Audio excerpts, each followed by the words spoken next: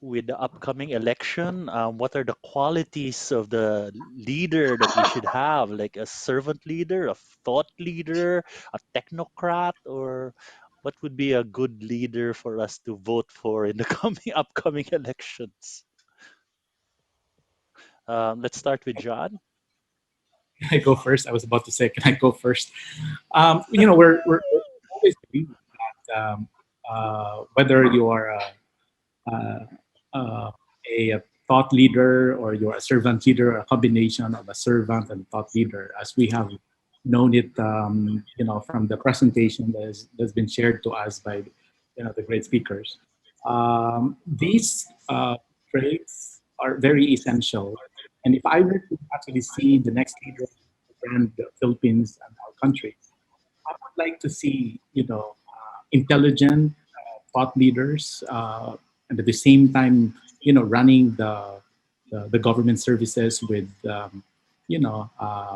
by thinking beyond himself, of course, but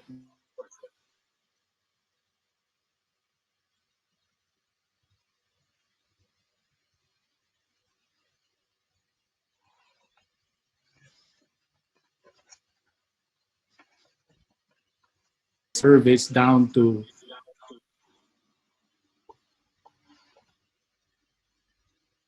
Jeff. Jeff, All can you right. hear me? Yeah, I can hear you now. Okay, I think I have a problem with my internet. Let me fix it, and then maybe Rene actually go ahead first. All right, Rene. Jeff, you're asking a very difficult question.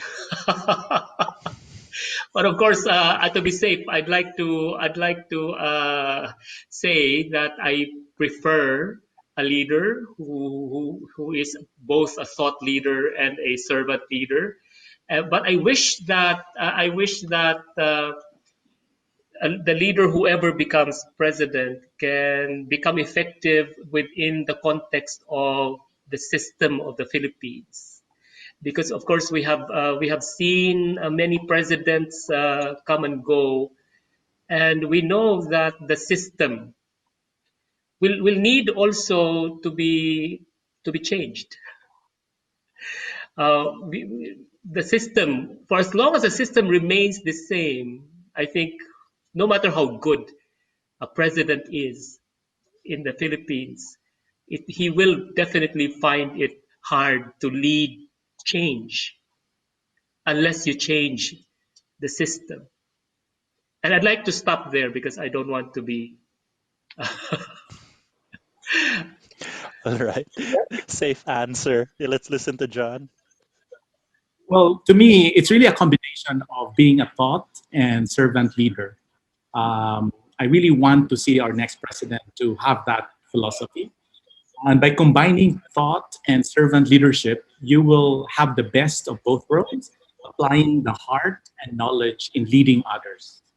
Especially at this time of crisis, a leader must lead selflessly, right? And intelligently, not just, the common lip service, when you say, I'm a public servant, I serve the public. So, selflessly helping his team, or his people to cope up and to rise up. So something that will really trickle down, um, that kind of, service, not just, to those people that have helped rise up, but also generally to people that really, needs the government services. So thought and servant leadership, if you combine them, you will have, both worlds of having the heart and knowledge in leading others selflessly and intelligently. I guess, it's very self-explanatory, that these two philosophies may not, necessarily uh, go together, especially when you see public servant. But I just hope and continue to pray that the systems will also be adjusted to be able to reflect that.